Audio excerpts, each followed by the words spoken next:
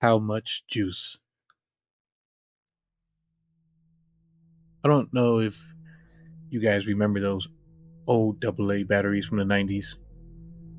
The ones with the little strip on the side. Uh, you squeeze the ends with your fingers, then the strip would glow. Green, yellow, red. Just to tell you how much power was left in the battery. The first time I ever tried one, I was about 8 years old. My buddy pulled a battery out of his toy car and handed it to me. Go on, he said. Squeeze it. See how much juice is left. So I pressed my thumb and finger against the ends, and sure enough, the strip glowed a faint green.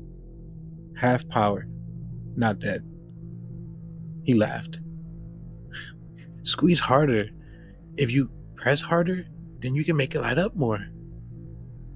So I did, and he was right. The bar climbed, but the color changed. Not green, not yellow, not red. It was a bright white, a sharp, burning white that pulsed for just a second. I must have been staring too long because next thing I know, he was shaking my shoulder. Hey, man, you good? I laughed it off. Yeah, yeah, just see how much juice it had. But that glow stuck in my head.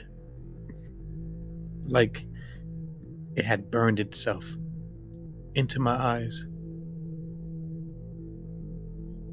For days afterward, I saw it every time I blinked. Like a camera flashed after someone takes your picture. Only it didn't fade. And sometimes at night when I closed my eyes to sleep, I heard whispers. Like someone murmuring through static. Just below hearing. I figured I was just tired, or maybe it was my imagination. You know, kids don't think about batteries, they think about toys, right? But I noticed something.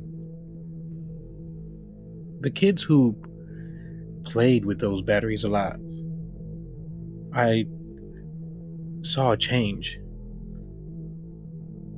They'd stare into space longer, or zone out in the middle of a conversation. Sometimes they'd disappear for hours, wandering off, but not remembering where they'd gone. And sometimes they never came back. By the mid 90s, missing milk cartons stopped showing missing kids. We were told that the Amber Alerts were better, faster, and more effective. But looking back now, I really can't help but wonder. Because right around that same time that those milk cartons stopped showing missing kids, well, those squeeze test batteries disappeared from store shelves. They didn't vanish overnight. They just faded away. It's like a trend. You see less and less of them until suddenly they were gone.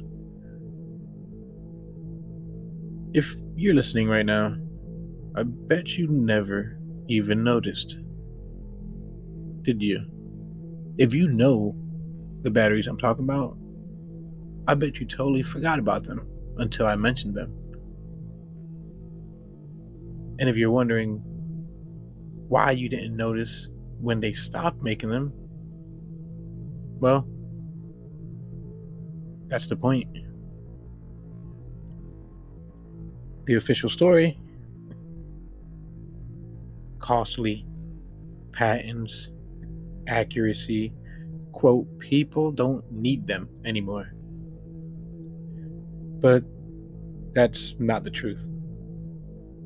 The truth is, those strips weren't for us, they were for the companies. The glow was supposed to be harmless at first, a simple marketing trick, bright enough to make kids crave certain brands, nag their parents, pick Coke over Pepsi, Nike over Adidas. Competition hidden in plain sight. But there was a problem. When the batteries ran low and kids squeezed them harder than expected, the glow changed. It wasn't green anymore. It wasn't safe. It hypnotized. And it didn't just influence what kids wanted, it took something from them. Every extra squeeze past the safe limit fed the battery something real. Not imagination, not play, but life. Yes, you heard that. Life. And companies aren't really in the business of wasting profit, so they adapted. That's why some kids' remains are still found decades later, usually not intact and not whole,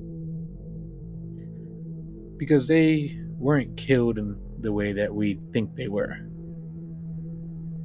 No, they were harvested.